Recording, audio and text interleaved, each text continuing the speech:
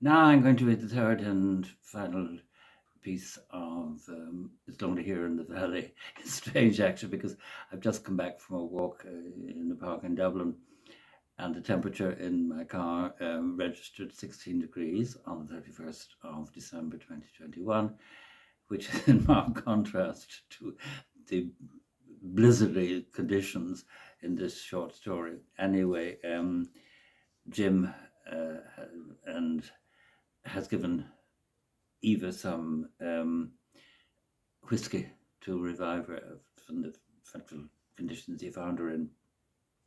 I thought you were a goner, he said. She hadn't spoken a word since he found her. It was dark now, and they were sitting in his kitchen.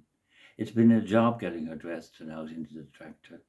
Then the long drive home. Now she was drinking scalding hot tea and staring into the blazing fire. More, he lifted the teapot, but she shook her head. You'd be dead now if I hadn't come over when I did. Maybe I'd be better off. Don't say that. She shrugged. Why do you stay on there? He asked, shaking his head. It's my home. Home? It's not fit to live in. The roof's leaking. It's as damp as blazes.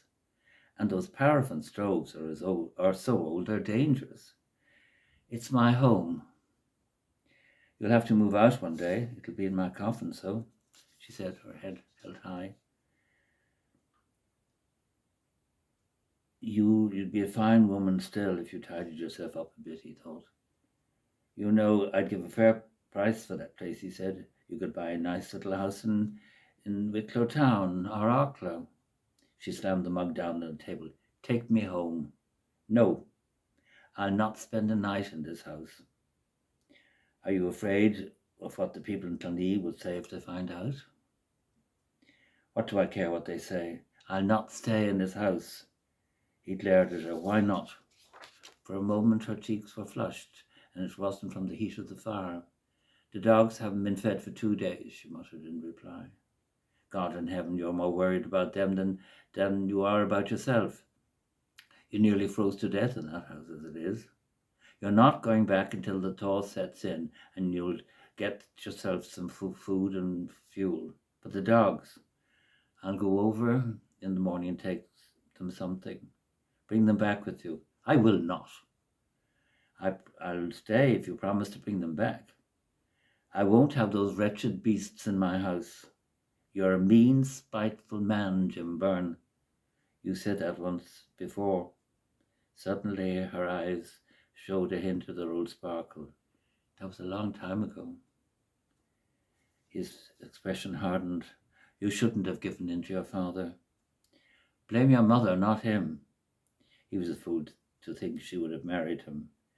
She was a hard woman, your mother. You think she had an easy life, he shouted, running this place on her own and rearing us all into the bargain. She wasn't going to fall into the clutches of a wastrel like your father. He only wanted her for her land. That's not so. He was fond of her. He never forgave her for turning him down, and that's why he wouldn't let you marry me. My mother was all in favour. There was no cause for her to make him look a fool. He was ashamed to show his face in Clonree. My father was a proud man.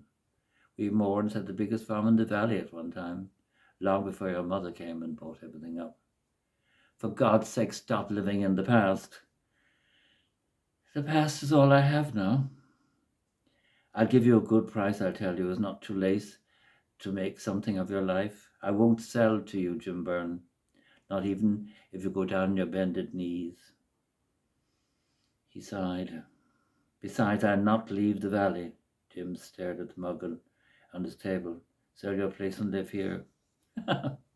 Marry you, is that what you mean? Neither of us have anyone now. It's lonely here in the valley. He looked at her and she was staring back into the fire. I'll have to bring my dogs, she said. So that's the end of that little story. I don't like my stories to be all dark and like some say the Celtic soul. I like them to have some sort of a hope, or also where my characters learn something about each other. I mean, life is difficult. I mean, my life has been bloody difficult. as I'm sure most people have. And it's rather than moaning about what's happened in the past, well, in my view anyway, I strive to learn from it and, make peace with it and move on. Anyway, I wish you all, when you read this, it'll be 2022, and wish you all a happy and peaceful new year. And I have to warn you, you haven't heard the last of me yet. Okay, bye.